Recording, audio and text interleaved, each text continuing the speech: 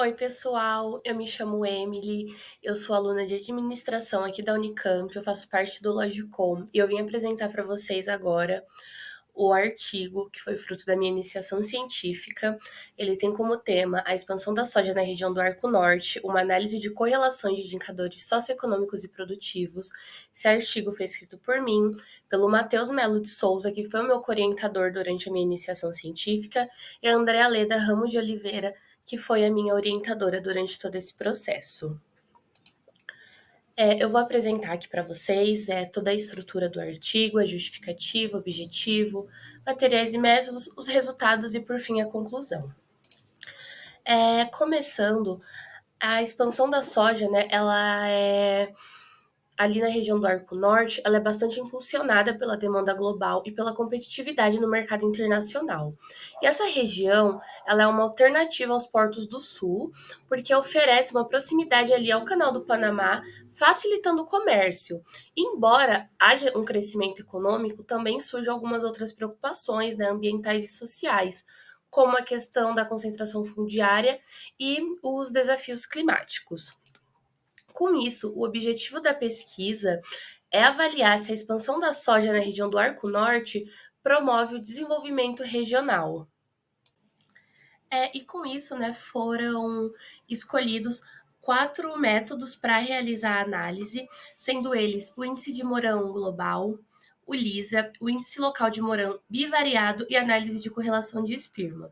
Sendo o Mourão bivariado e a correlação de Spearman para analisar a correlação entre duas variáveis, e o índice local de Mourão bivariado e o LISA para fazer a análise da correlação espacial. Agora eu vou falar sobre as variáveis utilizadas na pesquisa. Elas foram divididas em 2 grupos. O primeiro grupo com os indicadores produtivos e o segundo grupo com os indicadores sociais. A pesquisa ela foi realizada a nível municipal, em todos os municípios da região do Mato Piba e do Mato Grosso. E esses municípios eles foram separados em municípios produtores com área plantada acima de 300 hectares e municípios não produtores, com área plantada menor que 300 hectares. E todos esses dados eles foram extraídos do Censo Agropecuário e do IBGE, referente aos anos de 2006 e 2017. Agora, falando dos resultados da pesquisa, a análise do índice global de Moran, ela revelou, né, uma autocorrelação espacial bem significativa, principalmente com as variáveis de propriedades agrícolas, área plantada, coeficiente de Gini e a capacidade de armazenagens, porém, houve comportamentos distintos entre, né, esses resultados do Mato Grosso e do Mato Piba.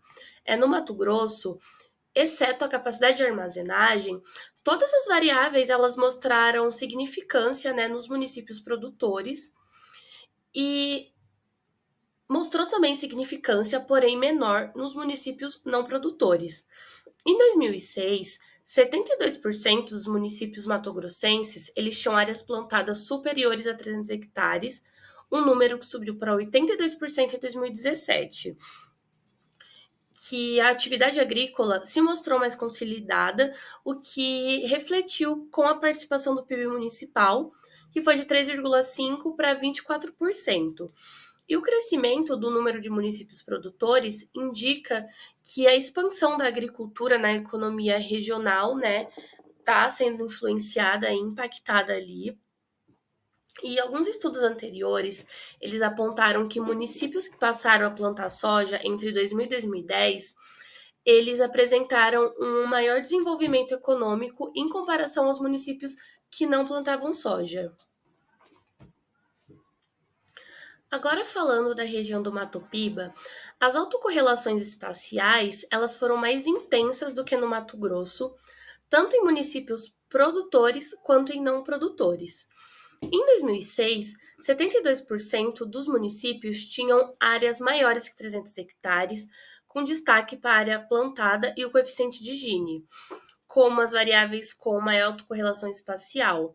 Já em 2017, o número aumentou muito desses municípios que produziam soja, e com um forte padrão espacial ali, né, nessas duas variáveis, da relação da área plantada com o coeficiente de Gini, o que indica uma concentração regional ali da produção. E os municípios não produtores, eles também formaram clusters, porém não foram tão ligados às atividades agrícolas, eles estavam mais ligados a outras atividades econômicas. Agora eu vou falar um pouco sobre a análise do LISA, né? A gente tem vários mapas, o primeiro referente a 2006 e o segundo a 2017. Eu vou começar falando do ano de 2016, em que a partir dessa análise foi identificado que ali no Mato Grosso tem um cluster de área plantada ali no centro-norte do estado, com destaque, né, especial para Sorriso, Sapezal e Nova Mutum. E a área das propriedades agrícolas, ela agrupou 4 municípios ali com grandes extensões, mas sem ter um destaque na produção agrícola, né, ali na de soja especificamente. O coeficiente de Gini, ele formou um cluster no sudeste do estado com uma menor desigualdade social, enquanto a capacidade de armazenagens, ela agrupou somente 3 municípios com alta infraestrutura. Já no Mato Piba, os principais produtores de soja, né, que são Barreiras, Luiz Eduardo Magalhães, São Desidério, Correntina e Riacho das Neves, também se destacaram, né, nas regiões plantadas e propriedades agrícolas, evidenciando assim cluster de produtividade. Entretanto, essas áreas elas também apresentam altos índices de Gini, o que sugere ali uma concentração fundiária de renda. Já em 2017, o cluster de maiores áreas plantadas no Mato Grosso cresceu de 13 para 15 municípios, o que mostra uma expansão ali para o centro-norte. E a área das propriedades agrícolas, ela se consolidou na região Nordeste, né? Que é uma área estratégica ali para armazenagem de grãos. Já o coeficiente de Gini, ele se manteve significativo no Centro-Norte, onde se concentraram os maiores produtores e os menores índices de desigualdade. E a capacidade de armazenagem, ela também cresceu ali na região, alinhada ao avanço da logística por conta do Arco Norte. Agora, falando do Mato Piba, os principais produtores mantiveram-se agrupados ali em todas as variáveis analisadas, o que mostrou uma homogeneidade entre os municípios produtores, podendo ser influenciado por investimentos tecnológicos. Agora, né, falando da análise do Morambi variado, a gente vê ali que para 2017 foi identificado, né, uma significância só nas relações entre o coeficiente de Gini, a capacidade de armazenagem, a área das propriedades e o nível de escolaridade. Não teve nenhuma correlação ou significância com outras variáveis, ou então as relações que foram apresentadas eram relações muito complexas, não conseguindo identificar ali um padrão. E ali no Mato Piba foi observado que a desigualdade social ela está positivamente associada à concentração de infraestrutura agrícola, principalmente ali nas regiões centrais e leste, o que sugere, né, que as áreas com maiores estruturas produtivas também concentram renda e terra.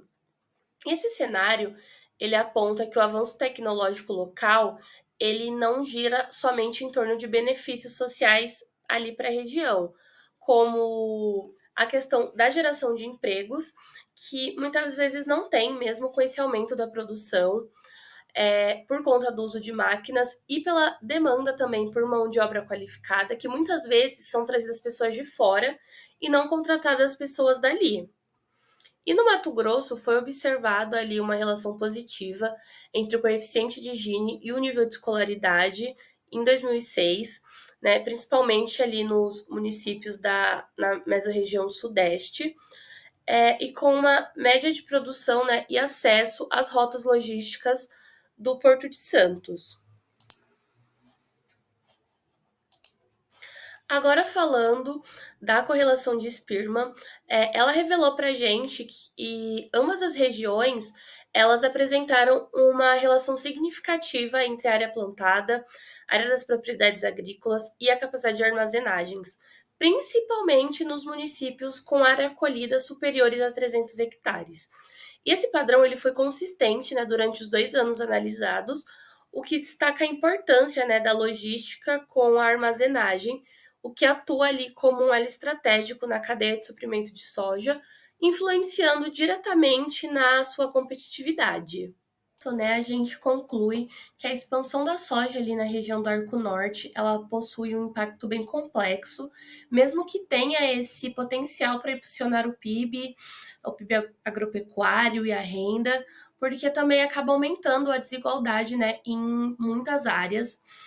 E a gente tem também, né, a diferença da dinâmica de cultivo entre as regiões, e com isso é essencial, né, políticas públicas que tratem dessas diferenças regionais, porque como a gente pôde ver, né, nas discussões dos resultados, ali a região do Mato Piba, houve uma correlação muito maior entre as variáveis produtivas com a desigualdade, enquanto no Mato Grosso essas variáveis mostraram relação com a renda. Então é necessário, né, que a gente entenda o porquê disso, porque é uma região, duas regiões que estão aumentando constantemente a sua produção, tem essa diferença.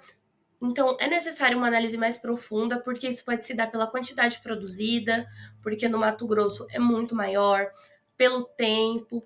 Então, pode ter vários motivos, né, para ocasionar isso.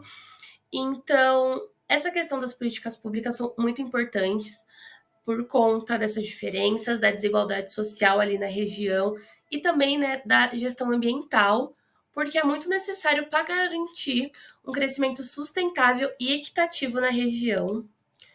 Esses são os meus agradecimentos, né, a todos que apoiaram a pesquisa para que fosse possível esse artigo.